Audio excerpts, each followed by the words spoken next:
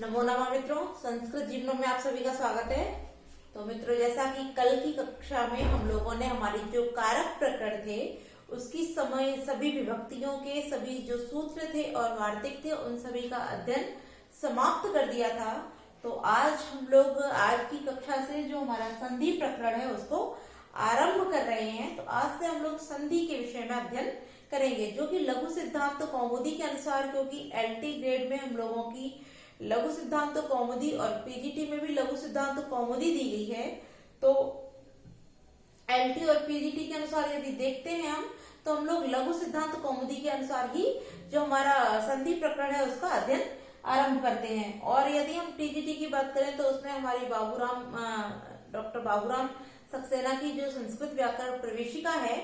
तो जैसा कि मैं आप सभी को एक सूचना और देना चाहती हूँ कि हम लोगों की जैसे सुनने में आ रहा है कि लखनऊ से यह आदेश कर दिया गया है कि जो एलटी की भर्तियां हैं उनके लिए आप सभी को नोटिफिकेशन जल्द से जल्द देखने को मिल सकता है, क्योंकि जो हमारी चुनाव प्रक्रिया इससे पहले थी वो समाप्त हो चुकी है और हमारे राज्य में जो भारतीय जनता पार्टी है उसकी सरकार भी बन चुकी है। तो क्योंकि योगी जी ने जिस प्रकार पहले ही कह दिया था कि जो एलटी ग्रेड में शिक्षकों की भर्ती आने वाली है, तो बहुत ही जल्द आप सभी को एलटी का नोटिफिकेशन देखने को मिल सकता है। तो एलटी के अनुसार ही हम लोग जो हमारा व्याकरण है उसका अध्ययन कर रहे हैं, जो कि लघु सिद्धांत कौमुदी को हमारे एलटी और पीजीटी के व्याकरण में रखा गया है। तो उसी के अनुसार हम लोग संधि प्रकरण को आरंभ कर रहे हैं। तो सबसे पहले जैसे कि हम संधि की बात करते हैं कि संधि जो हमारा शब्द है, तो संधि का अर्थ क्या होता है और संधि जो शब्द है वो किससे निर्मित है। तो सबसे पहले हम संधि का जो निर्माण है, संधि शब्द जो है वो किस प्रकार निष्पन्न हुआ है, अर्थात उसकी उत्पत्ति किस प्रकार हुई है उसको जान लेते हैं। तो हम देखते हैं कि जो हमारी संधि है वो किस प्रकार बनती है। तो सम धातु, सम जो हमारा उपसर्ग है, सम उपसर्ग के साथ धा धातु और कित प्रत्यय, कित प्रत्यय अर्थात सम उपसर्ग धा धातु और कित प्रत्यय को जब हम जोड़ते हैं तो हमारा जो शब्द निष्पन्न होता है वो क्या होता है, संधि। तो अर्थात जो संधि बनती है वो किससे बनती है, सम उपसर्ग पूर्व धा धातु के साथ कित प्रत्यय के संयोग से ही जो हमारा संधि है वो निष्पन्न होता है। ठीक है, तो संधि का अर्थ, संधि का जो शब्द है वो हमने जान लिया कि संधि शब्द किस प्रकार निष्पन्न होता है। तो अब क्योंकि संधि प्रकरण की हम बात करते हैं, तो सबसे पहले हम जानते हैं कि यह जो संधि शब्द दिया है इसका अर्थ क्या होता है। तो संधि शब्द जैसे कि हम सभी जानते हैं, संधि का मतलब होता है योग या जोड़ या मेल। यदि हम इसके शाब्दिक अर्थ की बात करें तो क्या होता है, संधि का अर्थ मेल, योग या जोड़। ठीक है, तो संधि का जो अर्थ है क्या है, मेल, योग या जोड़। तो संधि क्या होती है, जब परस्पर दो वर्णों का मेल होता है, दो वर्णों का मेल या योग जब होता है तो उसको हम क्या बोलते हैं, उसी को हम संधि कहते हैं। अर्थात जैसा कि हम जानते हैं सभी लोग, यदि स्वर के साथ स्वर या स्वर के साथ जब व्यंजन का मेल होता है, ऐसा नहीं है कि स्वर के साथ स्वर होगा तभी संधि होगी, वह फिर संधि के भेदों के अंतर्गत आ जाता है।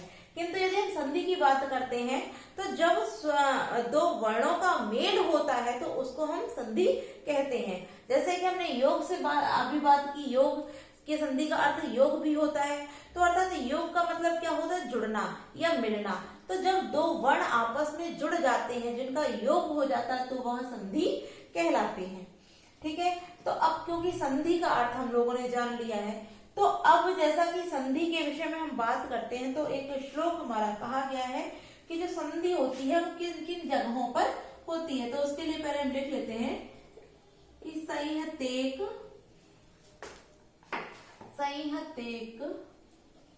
पदे, संहतेक पदे नित्या, संहतेक पदे नित्या, नित्या धातुपसर्ग, नित्या धातुपसर्गयो,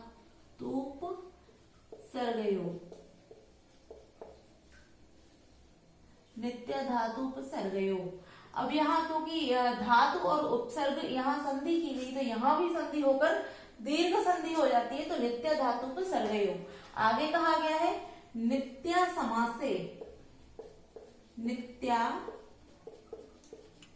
समासे वाक्येतु,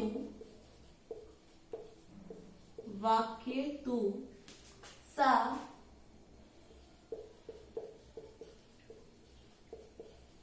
विवक्ष विवक्षाम पेक्षते, पेक्षते। ठीक है, यह जो बताता है, ये क्या बोल रहा है, यह जो श्लोक है हमारा क्या कहता है कि संधि किन किन जगहों पर होती है, अर्थात जब हम संधि करते हैं तो उससे पहले हमको यह जानना आवश्यक है कि संधि जो होती है वो किन किन स्थानों पर होती है। तो सबसे पहले यहाँ कहा गया कि संहिता एक पदे नित्या, कि जो संधि होती है वो एक पद में नित्य होती है। तो सबसे पहले यहाँ शब्द दिया है संहिता, तो पहले हम संहिता को भी जान लेते हैं कि संहिता क्या है। तो जैसे हम संधि की बात करते हैं, संधि, तो संधि को ही हम क्या बोलते हैं, संहिता भी कहते हैं, संधि को ही हम संहिता भी कहते हैं। तो संहिता क्यों कहते हैं, तो संहिता संज्ञा करने वाला जो सूत्र है, सबसे पहले हम उसको जान लेते हैं। तो सबसे पहले हम किसको जानते हैं, जो हमारा संहिता संज्ञा करने वाला जो सूत्र है। तो सर्वप्रथम हम संहिता संज्ञा को जान लेते हैं। तो इसका जो सूत्र होता है क्या है, परः सन्निकर्षा संहिता। इसका जो सूत्र है क्या है, परः सन्निकर्षः संहिता। अब हम पहले इसके अर्थ को जानते हैं। सबसे पहले तो ये जान लीजिए कि यह जो सूत्र है हमारा, ये क्या करता है, ये संहिता संज्ञा करता है। ठीक है, और संहिता को ही हम क्या बोलते हैं, संहिता को ही हम संधि भी कहते हैं। तो परः सन्निकर्षा संहिता जो सूत्र है हमारा, वो संहिता संज्ञा करता है। तो सबसे पहले हम इसके अर्थ को भी जान लेते हैं। तो यहाँ क्या कह रहे हैं, सबसे पहले शब्द हो गया परः। परः माने होता है बाद वाला। ठीक है, परः सन्निकर्ष, सन्निकर्ष अर्थात सन धन निकट, तो यानी कि जो अत्यंत समीप हो या निकट हो, कि पर शब्द के जो अत्यंत निकट हो या समीप हो, उसकी क्या हो जाती है, संहिता संज्ञा हो जाती है। अर्थात जो बाद वाला, पर माने होता है बाद वाला, अर्थात जो बाद वाला कोई शब्द होता है, हम जैसे इसके लिए उदाहरण एक लिख के दिखाते हैं आप सबको, जैसे विद्या धन आलय, आलय। ठीक है, अब यहाँ क्या बोला है कि परः, पर कौन सा हो गया, जब हम इसको भिन्न भिन्न करेंगे तो यहाँ जो ध्या है इसमें क्या निकल आएगा, आ, यहाँ हमारा आ गया निकल के, और ये हमारा आलय हो गया। ठीक है, अब क्योंकि इसने क्या किया, परः, परः अर्थात पहले वाला जो वर्ड था उसका परः, जो बाद वाला शब्द है अर्थात जो आ हो गया, और उसके सन्निकट जो होगा, उसके अत्यंत समीप जो होगा, तो इस आ के अत्यंत समीप क्या हो गया, यह आ। तो आ के अत्यंत समीप यह आ हो जाने के कारण उसमें उसी की क्या हो जाएगी यहाँ संहिता, कि परः सन्निकर्ष अर्थात पर वाला जो शब्द होगा, जो भी शब्द पर होगा अर्थात सबसे अंत में होगा, उसके सन्निकट जो शब्द होगा उसी के योग में उसी की क्या हो जाएगी, संहिता हो जाएगी। तो पर वाला शब्द जो ध्या में आ था, ये था पर वाला शब्द कौन सा, परः कौन सा हो गया, ध्या में दिया हुआ आ, ये परः हो गया। और इसके सन्निकर्ष कौन हो गया, जो आलय का आ है, ये इसके सन्निकर्ष हो गया। तो आ और आ के सन्निकर्ष आ हो जाने से जो हमारा जिसमें संहिता होगी वो इन दोनों के योग से होकर क्या हो जाएगी, आ हो जाएगी। ठीक है, तब हमारा यहाँ लय बच जाता है, और यहाँ जैसे कि विद्य था तो विद्य बचा हुआ है, और जब इसको जोड़ देते हैं, इसको भी मिला देते हैं, तो क्या हमारा हो जाता है, विद्यालय। ठीक है, तो इस प्रकार से यह जो हमारा शब्द निष्पन्न हुआ, तो वो कैसे हुआ कि परः सन्निकर्ष, पर वाले के सन्निकर्ष जो शब्द है उसी की संहिता हो जाएगी, और वहां संहिता हो जाने से क्या हो जाए, उसी की संधि हो जाती है। तो हमने संहिता को जान लिया कि परः सन्निकर्ष संहिता, जो पर वाला शब्द होगा उसकी अत्यंत समीपता होने से ही जो होती है संहिता संज्ञा हो जाती है। ठीक है, तो सबसे पहले जो संहिता था वो हमने क्लियर कर लिया, क्योंकि यहाँ सबसे पहले यही वर्ड दिया कि संहिता, तो संहिता को हम लोगों ने जान लिया। अब आगे बढ़ते हैं, इसको हटा देते हैं हम और ये क्लियर हो गया होगा क्योंकि संहिता हम लोगों की संज्ञाएं जो थी वो उसमें संहिता संज्ञा भी हम लोगों ने पढ़ा रखा है। और अगर आप चाहते हैं कि और अधिक विस्तृत उसकी अध्ययन करें तो हम कुछ बीच में कभी कभी हम हो सकता है कि संधि के प्रकरण के बीच में ही हम लोग जो हमारी संज्ञा प्रकरण है उसको भी रख दें। तो सबसे पहले हम देखते हैं कि संहिता शब्द हमने क्लियर कर लिया। आगे क्या बोलता है कि एक पद में क्या होती है, नृत्य। कि जो संहिता होती है वो किसमें, एक पद में नृत्य होती है। एक पदे संहिता एक पदे, तो यहाँ एक पदे जो शब्द दिया है और संहिता एक कर दिया तो यहाँ वृद्धि संधि हो जाती है कि संहिता धन एक पद। ठीक है, तो एक पद में नृत्य होती है। तो हम इसको भी क्लियर करते चलते हैं कि एक पद क्या है, क्योंकि जब हम संधि का अध्ययन करेंगे तो हमें ये सारी चीजें क्लियर होनी चाहिए। तो सबसे पहला कह रहा है एक पदे, तो एक पद में। अब क्योंकि एक पद क्या होता है, एक पद क्या है, तो सबसे पहले हम पद को जानते हैं। जैसे हम लोग देखते हैं हम जैसे पवन शब्द देखते हैं, पवन। ठीक है, यह हमारा एक पद हो गया, एक शब्द अर्थात एक पद जो हो गया। अब यह जो हमारा शब्द बनता है ये कैसे बनता है, आप लोगों ने संधि अगर पढ़ रखी होगी तो आप जानते हैं। तो इसका जो निर्माण होता है वो कैसे होता है, को धन अन। ठीक है, अगर को धन अन की बात करते हैं तो यदि हम कोई शब्द बोलते हैं तो ऐसा तो नहीं बोलते हैं। जब हम कोई भी वर्ड बोलते हैं, वाक्य बोलते हैं, कोई शब्द बोलते हैं तो हम उसमें इस प्रकार से नहीं बोलते हैं कि पो अन बराबर पवन, ऐसे नहीं बोलते ना कि पो अन, या एक और दूसरा शब्द ले लेते हैं जैसे जया हो, जया। अब ये जो बनता है किससे बनता है, जे धन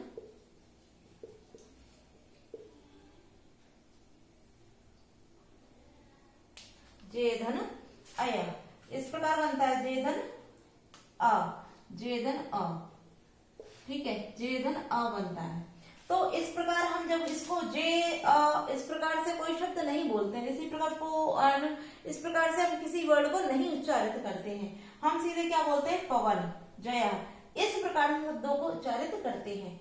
तो जब हम इस प्रकार से शब्दों को बोलते हैं, इस प्रकार से नहीं बोलते हैं, तो क्यों नहीं बोलते, यदि हम देखें तो जो शब्द पवन या जया है उनका निष्पन्न होने का जो प्रकरण है अर्थात जो बनते हैं, इनका निर्माण जो होता है किस प्रकार होता है, पोधन अन करके ही पवन बनता है, जेधन अ करके ही जय बनता है। किंतु जब हम उच्चारित करते हैं तो इनको पो अन और जे अ इस प्रकार से उच्चारित नहीं करते हैं। तो तात्पर्य जब हम एक पद की बात करें तो वहां क्या होती है, वहां जो हमारी संधि संहिता होती है वो नित्य होती है। ठीक है, तो हमने इसको जान लिया। आगे देखते हैं, आगे हमारा ये सूत्र क्या, श्लोक है क्या बोलता है कि नित्या धातु उपसर्गयो। दूसरा क्या बोला कि धातु और उपसर्ग में भी क्या होती है, संहिता नित्य होती है। तो धातु और उपसर्ग का उदाहरण देखते हैं कि धातु और उपसर्ग में भी क्या होती है, नित्य होती है। ठीक है, तो अब धातु और उपसर्ग का भी हम उदाहरण जान लेते हैं। जैसे प्रधन एति, प्रधन एति, प्र उपसर्ग है और एति हमारी धातु। तो ये क्या बोला कि धातु और उपसर्ग जहां होती है वहां भी संहिता जो होती है अर्थात संधि जो होती है वो कैसी होती है, नित्य होती है।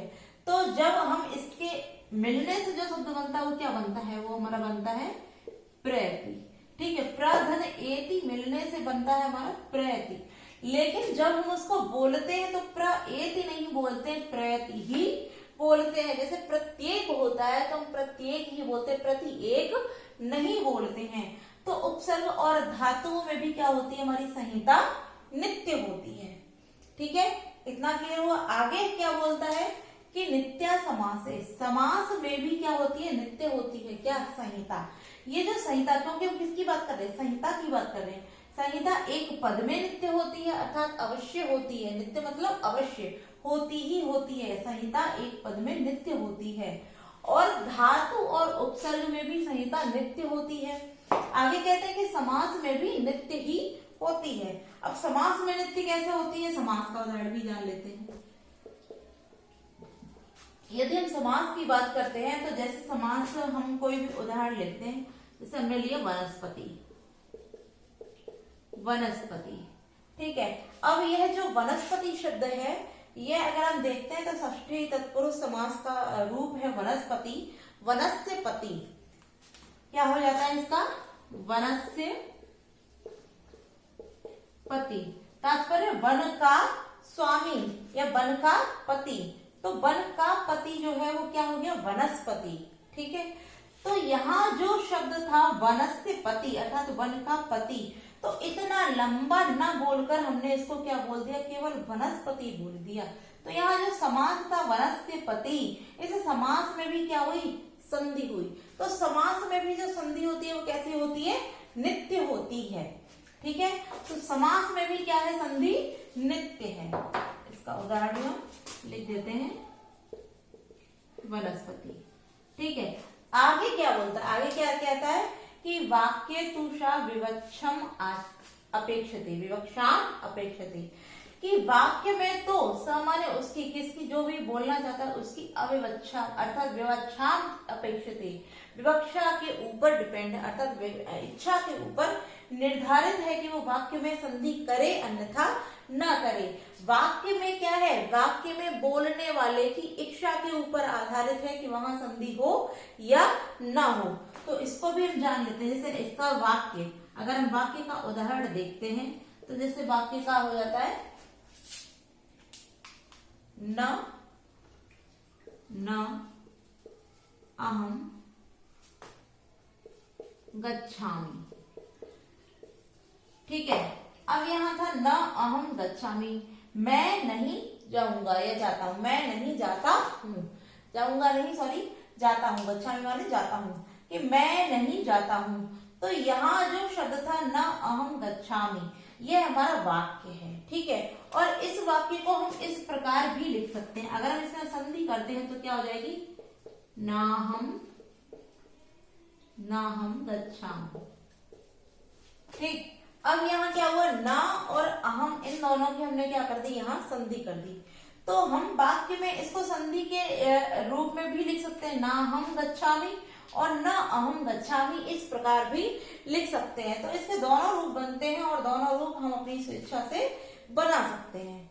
ठीक है, तो क्योंकि वाक्य में यहाँ क्या बोला कि वाक्य में तो वह उसकी इच्छा के ऊपर डिपेंड है अर्थात इच्छा के ऊपर अपेक्षित है, इच्छा से निर्धारित होता है कि वाक्य में संधि होगी, संहिता होगी अन्यथा नहीं होगी। तो जहाँ 3 स्थानों पर नित्य है, इसमें एक समास में संहिता नित्य होती है, धातु में नित्य होती है, समास में नित्य होती है, किंतु वाक्य है वहां विकल्प से होती है, वहां संहिता नित्य नहीं होती है। अब हमने चारों प्रकार इसके जान लिए। यदि प्रश्न आपसे परीक्षा में पूछता है कि जो संहिता होती है वो किन किन स्थानों पर नित्य होती है और आपको वहां चारों विकल्प दिए होंगे, एक पद में, धातु में, उपसर्ग में या वाक्य में, तो यदि अगर आपसे नित्य पूछता है तो यहाँ वाक्य के स्थान पर यहाँ दिया होगा उपर्युक्त सभी, तो आप उपर्युक्त सभी लगा सकते हैं। और यदि आपसे पूछता है कि संहिता नित्य कहाँ नहीं होती है अर्थात संहिता कहाँ विकल्प से होती है, तो किसमें हो जाएगा? वाक्य में। वाक्य की बात करें तो वाक्य में विकल्प से होती है, अन्य एक पद, धातु और समास, यहाँ संहिता जो होती है वो नित्य होती है। ठीक है, तो हम लोगों ने संहिता के अर्थ को जान लिया है। अब क्योंकि हम लोग लघु सिद्धांत कौमुदी के अनुसार जो हमारी संधि प्रकरण है उसका अध्ययन कर रहे हैं, तो हम लोगों को लघु सिद्धांत कौमुदी के अनुसार ही संधि पढ़नी है। तो सबसे पहले जो हमारे लघु सिद्धांत कौमुदी में सूत्र दिया है वो क्या दिया है उसको जान लेते हैं और उसी के साथ हम अपनी कक्षा का आरंभ करते हैं, जो कि हमारी संधि है। तो क्योंकि संधि का अर्थ हम लोगों ने जान लिया, संधि कहाँ कहाँ नित्य होती है और कहाँ विकल्प से होती है यह भी हम लोगों ने जान लिया। पुनः एक बार दोहरा दें, यदि आपसे पूछा जाता है कि संधि या संहिता किस स्थान पर नित्य होती है, तो एक पद में, एक धातु उपसर्ग में और हमारे समास में, 3 स्थानों पर जो संहिता होती है, संधि होती है, वो नित्य होती है।